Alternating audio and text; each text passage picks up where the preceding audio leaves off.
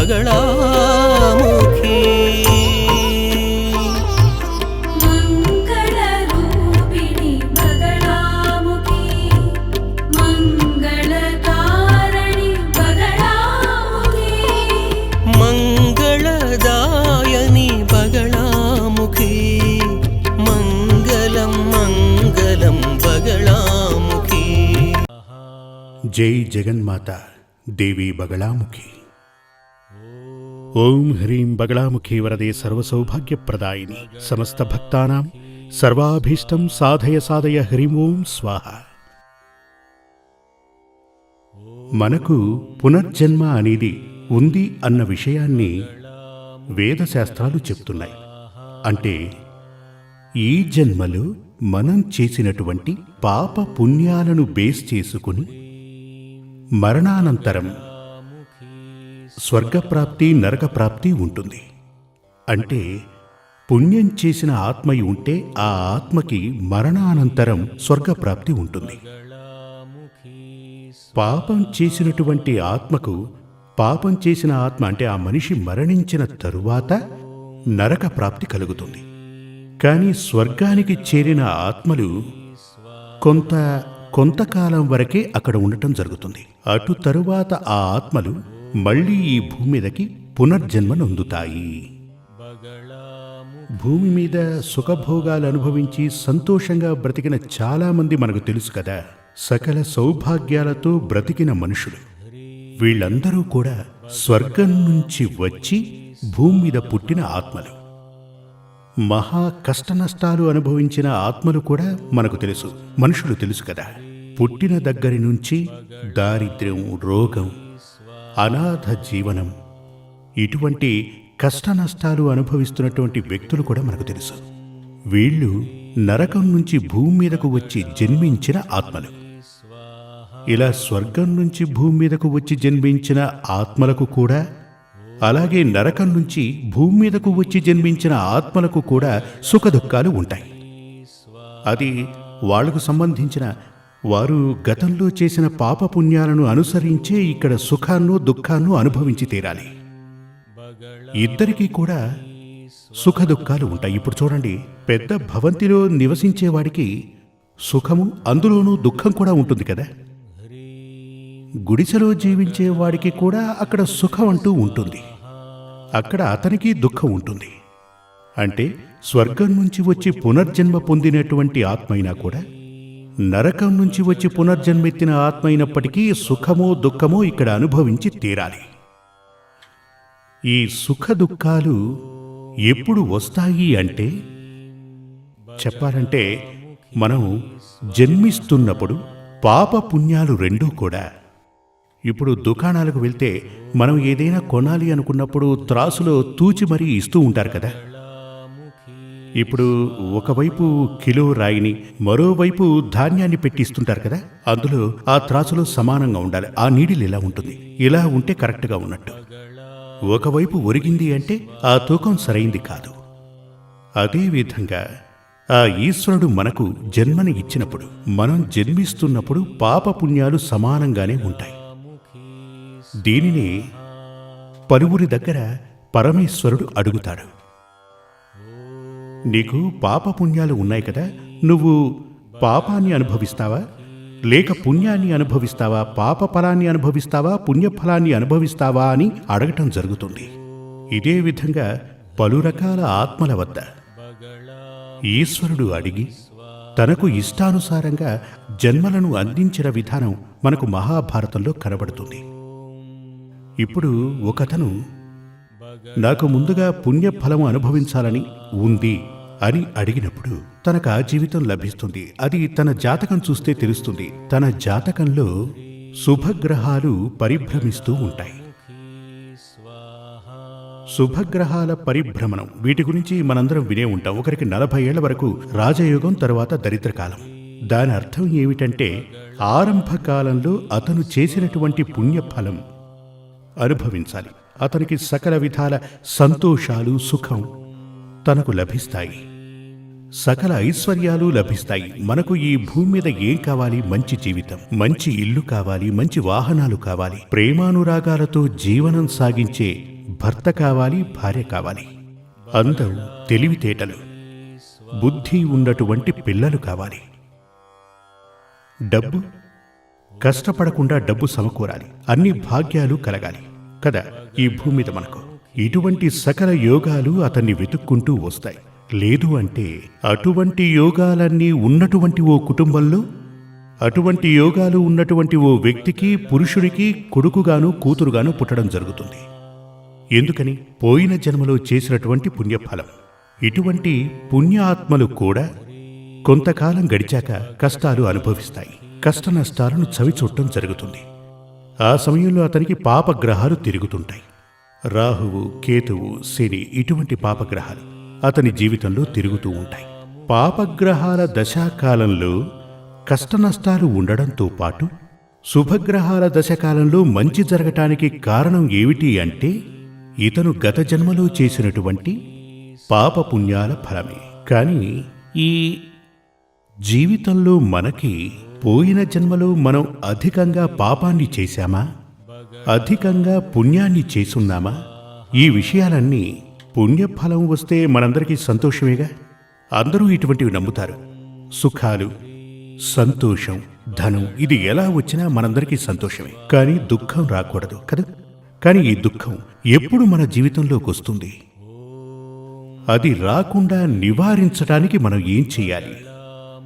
ఇప్పుడు ఒక ఆచార్యుని వద్దకు వెళ్ళి మనం అడగగలం, అంతేగా. అందుకనే జీవితంలో ఎప్పుడూ కూడా మనకొక ఆచార్యుని అవసరం ఉంది, మార్గదర్శకుని అవసరం ఉంది. మనం ఒక వాహనంలో వెళుతున్నప్పుడు ఒక డ్రైవరే ఆ వాహనాన్ని నడుపుతుంటాడు. బస్సుల్లోనూ రైళ్లలోనూ వెళుతుంటాం, ఫ్లైట్లో వెళుతుంటాం. అక్కడ ఒక వ్యక్తి మనల్ని కంట్రోల్ చేసుకుంటూ తీసుకువెళతాడు. అతను ధర్మబద్ధుడు అయ్యుండకపోతే మన పరిస్థితి ఏంటి? మనకు ప్రమాదం కదా. అతను ధర్మబద్ధుడే అయితే సకల ఆపదల నుండి మనందర్నీ కాపాడి లక్ష్యానికి చేరుస్తాడు. అదేవిధంగా మన జీవితంలో ఉన్నటువంటి కర్మ ఫలాలను మనకు సంతోషమా లేక దుఃఖమా ఏది రాబోతోందో ముందే తెలుసుకుని సంతోషమే వచ్చే ఛాన్స్ ఉంటే అది సంపూర్ణంగా మనకు లభించి తీరాలి, పూర్తిగా లభించాలి. కొందరి జాతకానుసారం ఈ లగ్నానికి 4వ స్థానానికి ఓ సంబంధం ఉంటుంది. ఈ రాజకీయ నాయకులందరూ కూడా లగ్నానికి 4వ స్థానానికి సత్సంబంధం ఉంటేనే వాళ్ళు రాజకీయంలో రాణించగలరు. అంటే లగ్నానికి 4వ స్థానానికి సత్సంబంధం కలిసి రావాలి. కనుక ముహూర్త బలానికి ఈ వ్యక్తికి చక్కటి సంబంధం ఉంటేనే కదా అతను గొప్పవాడు కాగలడు. కొందరి జాతకానుసారం అతనికి ప్రైమ్ మినిస్టర్ అయ్యే యోగం ఉంటుంది, కానీ అతను ఎమ్మెల్యేగా ఉండిపోతాడు. చూసారా, అతనికి సంపూర్ణం కాలేదు. ప్రైమ్ మినిస్టర్ అయ్యే యోగం ఉన్నా కూడా, సీఎం అయ్యే యోగమున్నా అది పూర్తిగా మనకు లభించి తీరాలి. నాకు అర్హత కలిగినది నాకెందుకు లభించదు? దీనికి కారణం గత జన్మలో చేసినటువంటి పాపాలు శాపాలై పరిణమించాయని అర్థం, అడ్డంకులున్నాయని అర్థం. ఉదాహరణకు కత్రి సమయాన తీసుకోండి. సూర్యుడు భయంకరమైన వేడి నిప్పులను చిమ్ముతూ ఉంటాడు. ఆ వేడి తప్పకుండా మనల్ని తాకాలి. కానీ ఒక మేఘం ఆ సూర్యుణ్ణి కమ్ముకుంటే ఏమవుతుంది?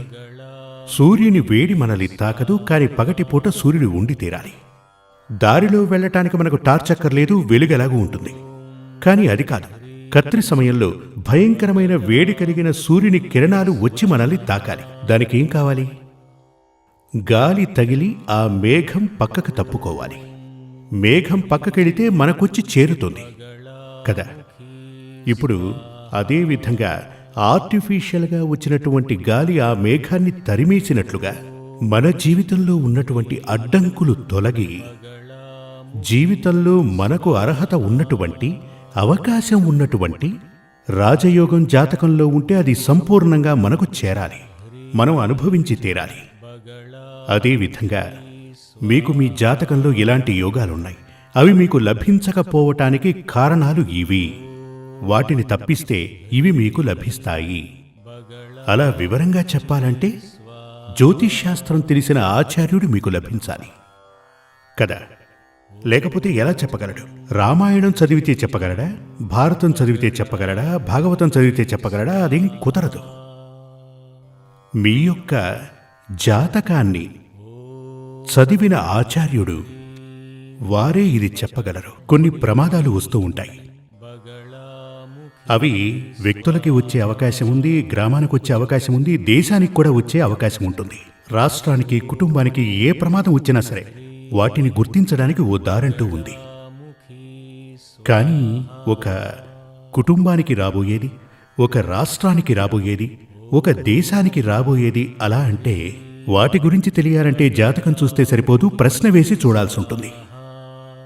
అలా గనక చూస్తే ఏ ఏ దోషాలు రాబోతున్నాయి, ఆ దోషాలు రాకుండా ఉండటానికి ఏం చెయ్యాలి, అవి తెలుసుకుని అలా చేయవలసి ఉంటుంది. అలా గనక చేస్తే ఏమవుతుంది? ఆ దోషాల నుంచి మనకు విముక్తి లభిస్తుంది. కొంతమంది చెప్తూ ఉంటారు, కర్మఫలమే కదా, అనుభవించనివ్వండి అని. అది మూఢత్వం. ఇప్పుడు మీకొక వ్యాధి వచ్చింది అనుకోండి, హాస్పిటల్కు వెళ్ళి ట్రీట్మెంట్ చేసుకుంటే ఏమవుతుంది? త్వరగా ఆ వ్యాధి నయమై మీరు బయటకు వస్తారు కదా. ఒక వ్యాధి వచ్చినప్పుడు దానికి ట్రీట్మెంట్ చేసినట్లుగానే దోషాలు జాతకంలో ఉన్నాయి అంటే వాటికి తగిన పరిహారాలు చేయవలసి ఉంటుంది. ఆ పరిహారాలు చేస్తే గనక ఆ దోషాలు తొలగిపోతాయి. కానీ ఇక్కడ కూడా ఓ చిన్న విషయం ఉంది చూడండి. అదేమిటంటే, ఇప్పుడు ఒక వ్యక్తికి ఓ ఆచార్యుల వారు చెప్తారు, నీకు 18 ఏళ్ల వయసులో లేక 40 ఏళ్ల వయసులో ఒక ప్రమాదం అంటే యాక్సిడెంట్ జరగబోతోంది అని చెప్తారు. నేను ఉదాహరణ చెప్తున్నా. ఆచార్యుల వారు మీ జాతకాన్ని చదివి చెప్తారు, 40 ఏళ్ల వయసులో మీకు ఓ ప్రమాదం జరగబోతోంది, జాగ్రత్తగా ఉండండి అని.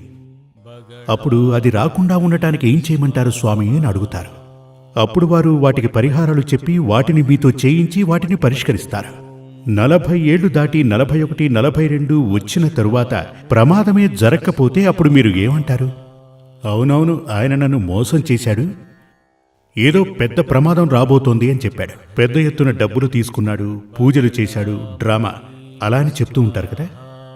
ఒకవేళ అదే సమయంలో అంటే ప్రమాదం ఉందని ఆ ఆచార్యుడు మీకు చెప్పిన సమయానికి ఒక సైకిలు, ఒక 2 వీలరు వచ్చి మిమ్మల్ని గనక గుద్దుకొని చిన్నపాటి ఏదైనా గాయమై బ్లడ్ అంతా పోయిందనుకోండి, మెడికల్ షాప్కు వెళ్ళి ఓ టించర్ రాసుకుంటే అది పోతుంది.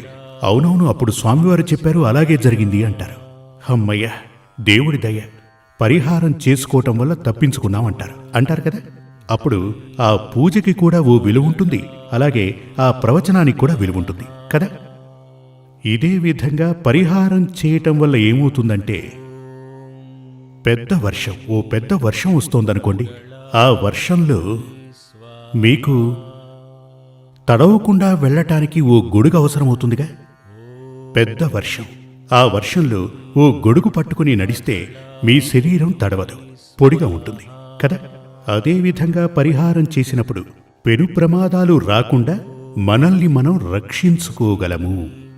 రోగాలు వచ్చినప్పుడు చికిత్స చేసినట్టుగాని దోషాలు ఉన్నాయి అని తెలిసినప్పుడు వాటికి పరిహారం చేస్తే, అంటే ఇవి 2 విధాలుగా ఉంటాయి. ఒకటి దోషం రాకుండా చేసే పరిహారం, మరొకటి దోషాలు వచ్చిన తరువాత వాటి నుంచి బయటపడటానికి చేసేటువంటి పరిహారం. వ్యాధి రాకముందు టీకాలవి వేస్తారు కదా, ఇక వ్యాధి వచ్చిన తరువాత చికిత్స వేరేలా ఉంటుంది. అదేవిధంగా దోషాలు రాకుండా ఉండటానికి పరిహారాలున్నాయి, దోషం వచ్చిన తరువాత దాని ఉపశమనానికి పరిహారాలున్నాయి. మనిషి అనే వాక్కుకి అర్థం మననం చేసేటువంటి వాడు, అంటే చింతించే హృదయాన్ని కలవాడని అర్థం. మనుషులుగా ఉన్నటువంటి మనం ఇదంతా కూడా మన కర్మఫలం అనుకుని చింతించకుండా ఉండటానికి భగవంతుడు మన జీవితానికి ఓ స్క్రిప్ట్ ఇచ్చాడు. ఇదంతా కూడా ఒక నాటకం అనే చెప్పాలి. జీవితం ఓ నాటకం. ఈ నాటకానికి సూత్రధారి ఈశ్వరుడు. ఆ ఈశ్వరుడు నడిపే నాటకం ఇది. ఈ నాటకంలో మనకు మన స్క్రిప్ట్ మన చేతికి ఇవ్వటం జరిగింది. ఇదివరకటి రోజుల్లో నాటకాలు అవి నడిచేవి. ఆ నాటకంలో చూడండి, డైరెక్టర్ వచ్చి ఒక్కొక్క నటి, నటుడు వీళ్ళందరికీ కూడా మీ డైలాగులు ఎలా ఉండాలి ఏంటని ఓ స్క్రిప్ట్ ఇస్తూ ఉంటాడు. దానిని చదివే వేదిక మీద వారు నటించవలసి ఉంటుంది. అదేవిధంగా మనం ఇక్కడ ఎలా జీవించాలి, ఏ విధంగా జీవిత గమనం సాగించాలి, అసలు ఏమేం చేయాలి, దీనికి గాను మనం పుట్టకముందే భగవంతుడు మన తలరాతని లిఖించడం జరిగింది. అదే మన స్క్రిప్ట్. దాని ఫోటో కాపీనే జాతకం. దానిని నేను మాత్రమే కాదు, మీరు చదవచ్చు. మీరు చదివితే ఎందరో మహానుభావులైనటువంటి ఆచార్యవర్యులు మన దేశంలో చాలా మంది ఉన్నారు. అటువంటి వారిని వెతుక్కుంటూ వెళ్ళండి. మీ జీవితంలో ఎప్పుడూ సంతోషమే ఉంటుంది, దుఃఖం దరిచేరదు. కరుణామయుడైన ఆ దేవుడు ఈశ్వరుడు మనకిది ఎందుకిచ్చారు అంటే, నీవు సమస్యలు లేకుండా జీవించాలని. నీ యొక్క పాప ఫలాలు నిన్ను తాకకుండా ఉండటానికి. దానికున్న ఒకే ఒక మార్గం ఇది. అందుకే ఈశ్వరుడు మనం పునర్జన్మనెత్తి వస్తున్న సమయంలో మనకు జీవితమనే స్క్రిప్ట్ని మన చేతిలో పెట్టి పంపారు. జై జగన్మాత దేవి బగళాముఖి. శ్రీ సూర్యమంగళం అద్వైత వేద విద్యాపీఠంలో తాంత్రిక పూజల్లో సిద్ధహస్తులైన ఎందరో ఆచార్యులు అమావాస్య, పౌర్ణమి రోజుల్లో ప్రత్యేక యాగాలు నిర్వహిస్తారు. ఈ యాగాల్లో పాల్గొనడం ద్వారా తల్లి శ్రీ బగళాముఖీదేవి అనుగ్రహం వల్ల సర్వదోషాలూ పోయి సకల సౌభాగ్యాలు మనకు కలుగుతాయి.